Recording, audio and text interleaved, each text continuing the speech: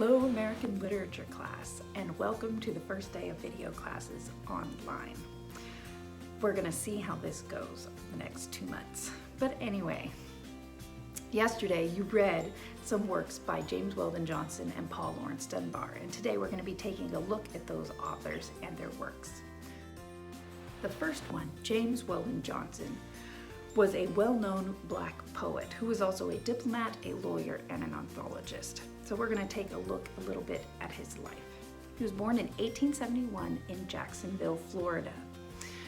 Born to Helen Louise DeLay, she was a musician and a public school teacher. He also had a brother named John who also became a composer. James Weldon Johnson was the first Black American to take the Florida bar exam in 1897, and he became a lawyer. While in 1901, he moved with his brother to New York City, and they worked at a New York City musical theater. James Weldon Johnson would create the lyrics while his brother would write the melody to those lyrics, and they wrote many songs together and worked in many different productions. One of his songs, Lift Every Voice and Sing, became known as the Negro National Anthem. He wrote this in honor of Booker T. Washington, who came to visit at a school that Johnson was teaching at. In 1906, Theodore Roosevelt appointed Johnson as a diplomat to Venezuela. In 1909, he moved on to Nicaragua as a diplomat as well. In 1912, his most well-known book, Autobiography of an Ex-Colored Man, was published under it was author unknown. He didn't take credit for his work until 1927. He didn't take credit for his work originally because he didn't want it to hurt his diplomatic career. But in 1927, he took credit for the work and claimed that it was mostly a work of fiction and not an autobiography of his life.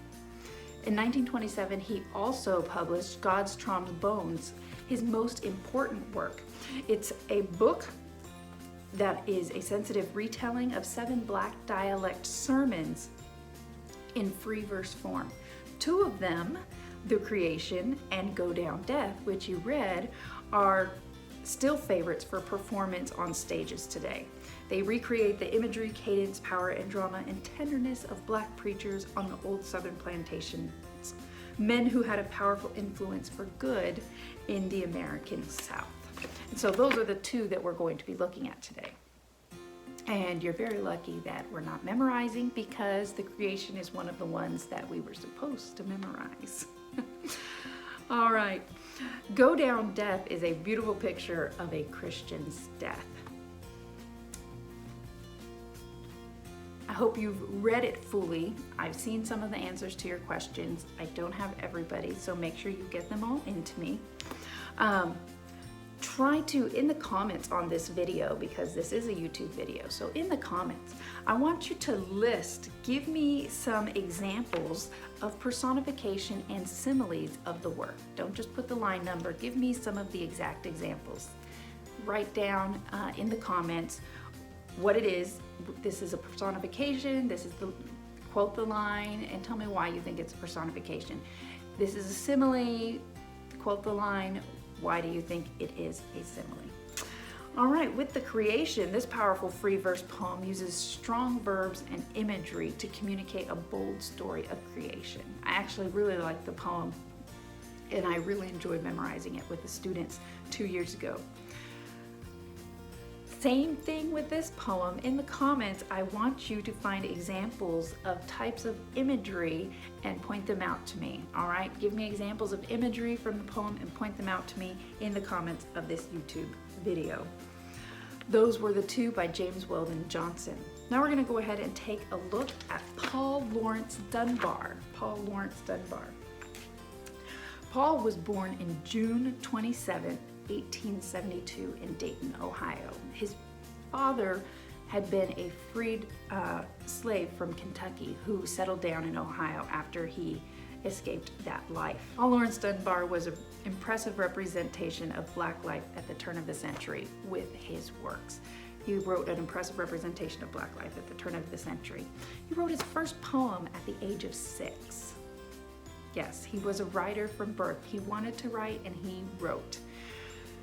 His classmates, he had some famous classmates. Some of his classmates in high school were the Wright brothers, Orville and Wilbur Wright, who we know has invented the airplane, or one of the inventors of the airplane. By 1889, 2 years before he graduated high school, he already had some published poems in the Dayton Herald, his local newspaper.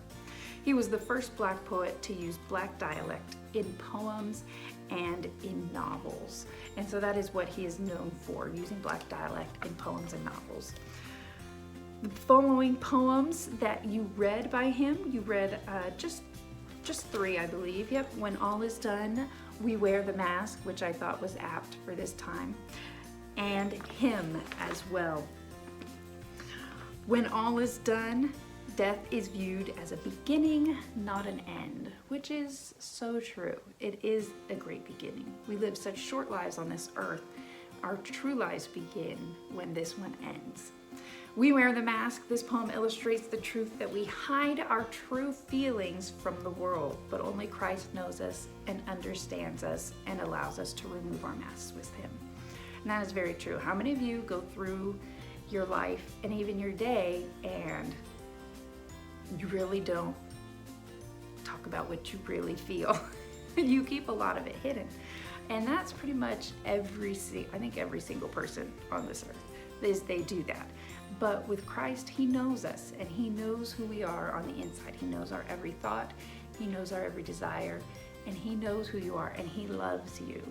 And he wants us to be close to him, even though he knows who we are. Sometimes we hurt ourselves because we think that other people might not like us, but Christ knows us and he loves us.